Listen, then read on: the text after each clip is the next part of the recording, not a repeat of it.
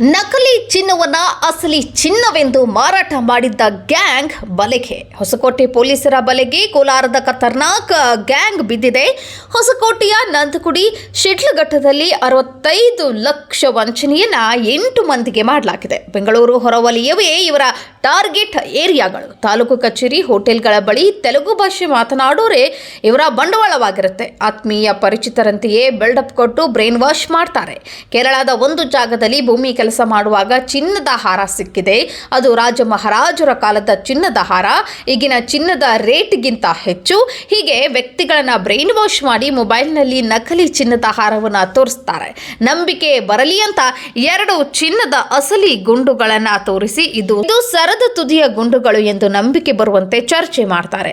8 KG ಚಿನ್ನದ ಹಾರವನ್ನು ಕಡಿಮೆ ಬೆಲೆಗೆ ಕೊಡ್ತೇವೆ ಎಂದು ಯಾಮಾರಿಸಿ ಹಣ ಪಡೆದು ವಂಚಿಸುತ್ತಿದ್ದಾರೆ. ಎಲ್ಲ ಮೊಬೈಲ್ನಲ್ಲೇ ನೋಡಿ ವಿಡಿಯೋ ಕಾಲ್ ಮೂಲಕ ಜಾಗ ಫಿಕ್ಸ್ ಮಾಡ್ತಾರೆ. ಈ ಮೂಲಕ ನಕಲಿ ಚಿನ್ನದ ಸರವನ್ನು ಅಸಲಿ ಚಿನ್ನದ ಸರ ಅಂತ ಕೊಟ್ಟು ಎಸ್ಕೇಪ್ ಆಗ್ತಾರೆ. ಮನೆಗೆ ಹೋಗಿ ಪರಿಶೀಲಿಸಿದ್ದ ಹಣ ಕೊಟ್ಟಿದ್ದಂತಹ ವ್ಯಕ್ತಿಗಳು ಶಾಕ್ ಆಗಿದ್ದಾರೆ. ಮೋಸ ಹೋದ ವಿಷಯ ಗೊತ್ತಾಗಿ ಹೊಸಕೋಟೆಯ ಪೊಲೀಸ್ ಠಾಣೆಗೆ ದೂರನ್ನು ದಾಖಲಿಸಿದ್ದಾರೆ. ಸದ್ಯ ಪೊಲೀಸರಿಂದ ಪ್ರಮುಖ ಆರೋಪಿ ರಾಜೇಶ್ ಎಂಬಾತ ಸೇರಿ 4 ಬಂಧನವಾಗಿದೆ.